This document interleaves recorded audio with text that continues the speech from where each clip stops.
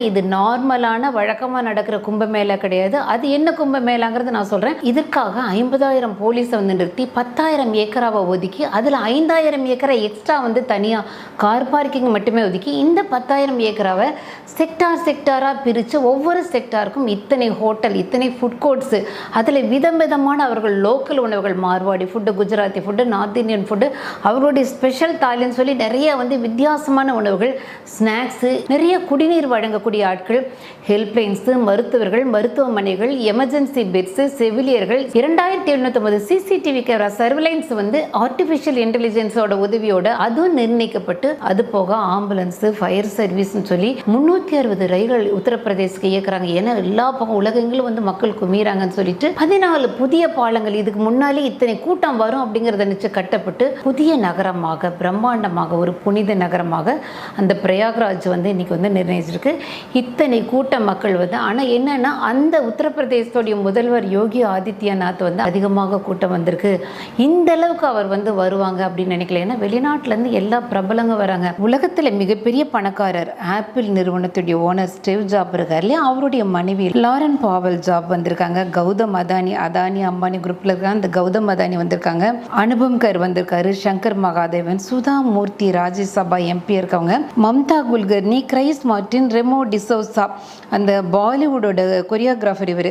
அப்புறம் நம்மளுடைய கனவு கண்ணின்னு சொல்கிற ஹேமமாலினி, அது போக நம்மளுடைய பிரதம மந்திரி, உள்துறை அமைச்சர் அமித்ஷாஜி, ராணுவ அமைச்சர் ராஜ்நாத் சிங், இந்த மாதிரி நிறைய பிரபலங்கள் எல்லாமே வந்து குமிறாங்க. குறிப்பாக வந்து வெளிநாட்டுக்காரர்கள் வந்து ஆங்கிலேயர்கள் இங்கே வந்து குமிஞ்சு இந்த இந்து கலாச்சாரப்படி, இந்த சனாதன தர்மத்தின்படி அழகாக காவி உடை உடுத்தி, உத்திராட்ச மாலை போட்டு, நெத்தியில் விபூதி வச்சு அவர்கள் வந்து மந்திரங்கள் சொல்கிறதும் ஸ்லோகங்கள் சொல்கிறதும், அந்த நதியில் ஒரு முறை வந்து மூழ்கி இருக்கிறதுக்காக அத்தனை பேர் வந்து இதை வந்து கற்றுக்கிட்டு இருக்காங்க. இது என்னது மகா கும்ப மேளா நடந்த ஒரு உண்மையான இந்த புராண விஷயத்த சொல்கிறேன். தேவர்களுக்கும் அசுரர்களுக்கும் ஒரு கட்டத்தில் வந்து இளமையாக இருக்கணும், இன்னும் அதிக சக்திகள், வரங்கள் வேணும், சாகா வரம் வேணும் அப்படின்னு சொல்லிட்டு இதுக்கு வந்து என்ன பண்ணணும், இத்தனை அதிசயத்தையும் தரக்கூடிய அமிர்தம் வேணும் அப்படின்னு முடிவு பண்ணாங்க.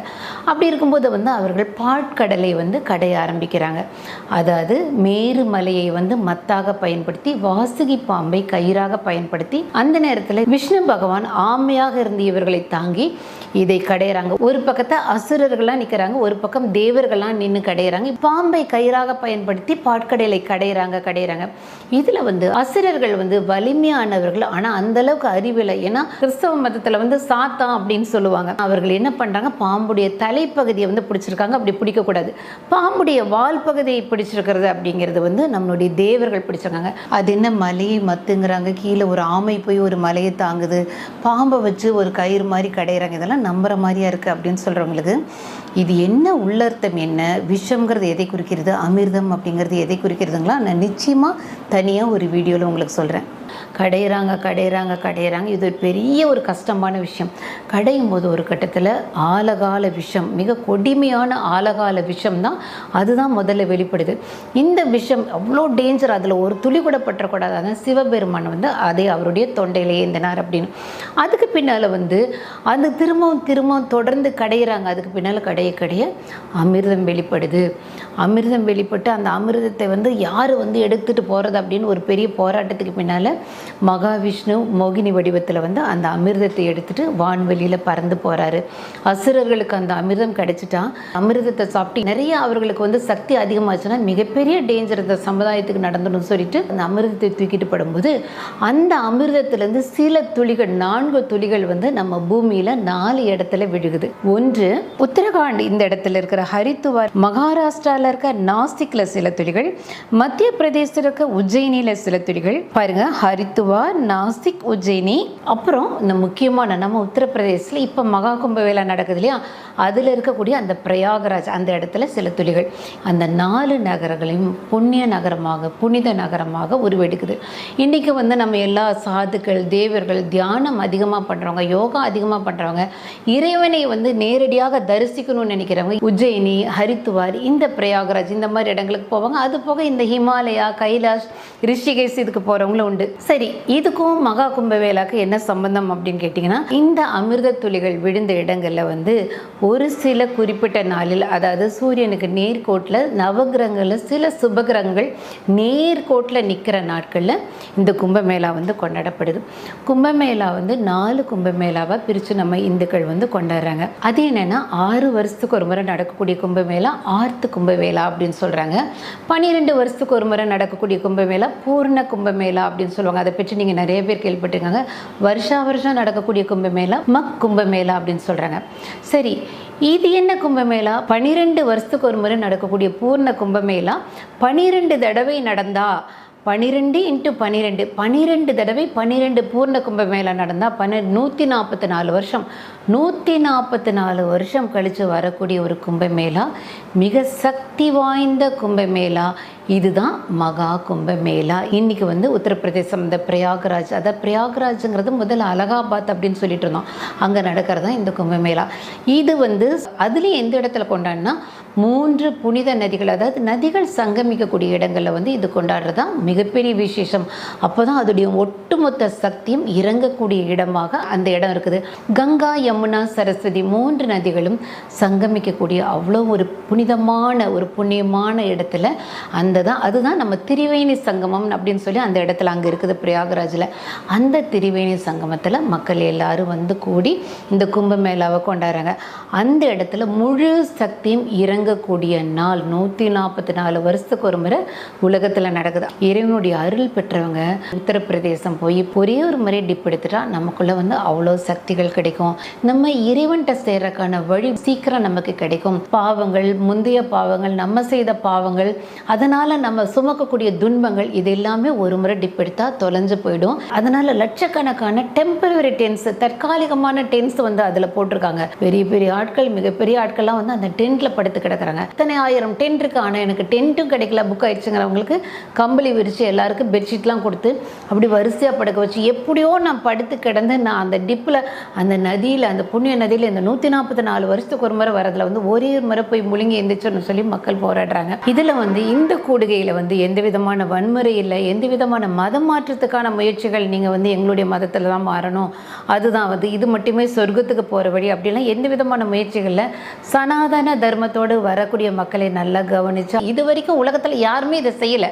பல வருட கணக்காக தவம் செய்யக்கூடிய முனிவர்கள், சாதுக்கள், இந்த மாதிரி இருக்கவங்க தான் சித்தர்கள், அகோரிகள் அப்படின்னு சொல்லி. இதில் ஒரு முதன்மையானவர்கள் நாக சாதுக்கள் அப்படின்னு சொல்லப்படுறவங்க. ரொம்ப இறைவனோட கலந்தவர்கள். திருமூலர், பாம்பாட்டி சித்தர், கொங்கனர், தேரையர்னா இவங்கெல்லாம் பல வருஷங்கள் வாழ்ந்தவங்க. அதாவது 500 1000 வருஷம் இல்லை, 1500 2000 வருஷம், 2 யுகம் 3 யுகம் வாழ்ந்துட்டு இந்த மூச்சை நிறுத்தும் கலையை கற்றுக்கிட்டு சாகா வரம் வாங்கினவங்க. ஆனால் உலக வாழ்க்கையில் ஒரு கட்டத்தில் போர் அடிச்சவங்களாம் என்ன பண்ணுவாங்க, ஒரு சமாதியை தாண்டி அதில் அவர்களை உயிரோடு உள்ளே இறக்கி மூட சொல்லி ஜீவ சமாதி ஆவாங்க.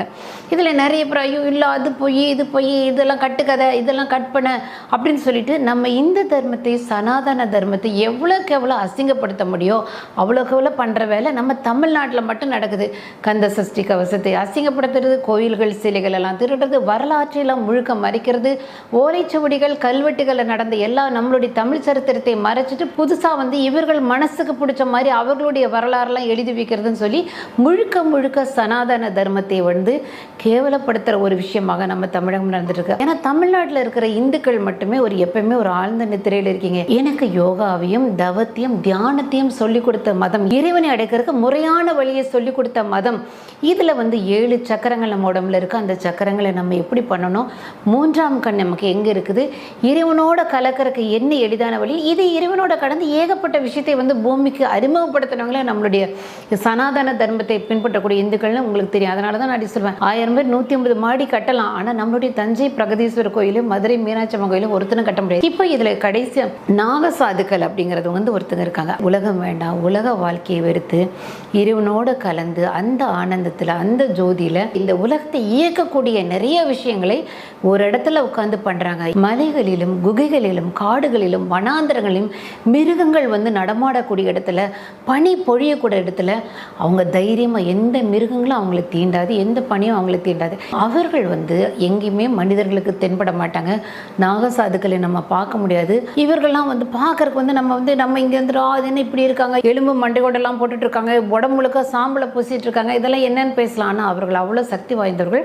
முதல்ல வெளிப்பட்டு மனிதர்களுடைய கண்களுக்கு தெரிகிற மாதிரி நார்மலாக நடந்து வந்து அவர்கள் இந்த மகா கும்ப மேலால் ஆயிரக்கணக்கான சாதுக்கள் வந்து இதில் வந்து அகோரிகள் இதில் கலந்துக்கிறாங்க.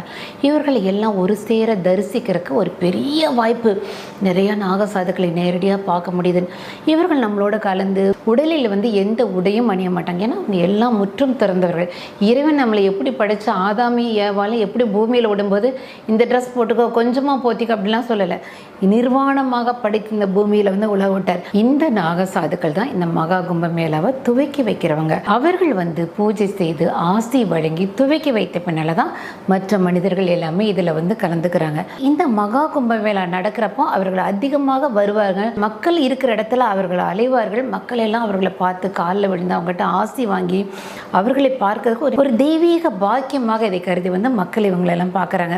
பொதுவாக இந்த அகோரிகள் எல்லாம் பார்க்கும்போது என்னங்க உடம்பு முழுக்க சாம்பலை பூசிட்டு உடம்பு முழுக்க சாம்பலை பூசிங்கிறது பைபிளில் கூட நீங்கள் பார்த்தீங்கன்னா இறைவன் ஒரு பக்கத்தில் கோபப்பட்டார்னு வச்சுக்கோங்களேன், உடனே வந்து அந்த பக்தன் என்ன பண்ணுவான், அவன் இருட்டு உடுத்தி சாம்பலை பூசி கொண்டான். சாம்பலை பூசினோடனே உடனே வந்து கடவுள் வந்து மன்னிச்சுட்டு சரி விடு, நான் உன்னோட நீ பண்ண தப்ப மறந்துனேன். ஆனால் வந்து இந்த லண்டன்லேருந்து நமக்கு வந்து இந்த கிறிஸ்தவ மதத்தை அப்படின்னு சொல்லி உருவாக்கும் போது நிறைய நம்மளுடைய இறைவனுடைய பிள்ளைகளுடைய உண்மையான கலாச்சாரத்தை சனாதன கலாச்சாரத்தை மறைத்து நமக்கெல்லாம் இல்லை ஒரு இங்கிலீஷ்காரனாட்ட இருக்கிறதா இறைவன்ட்டு போகிற வழின்னு கோட்டு சூட்டெல்லாம் போட வச்சு மகா கும்ப மேளா மொத்தம் 44 நாட்கள் நடக்குது. ஒரு நாள் 2 நாள் ஃபங்க்ஷன் கிடையாது. இது மகர சங்கராதி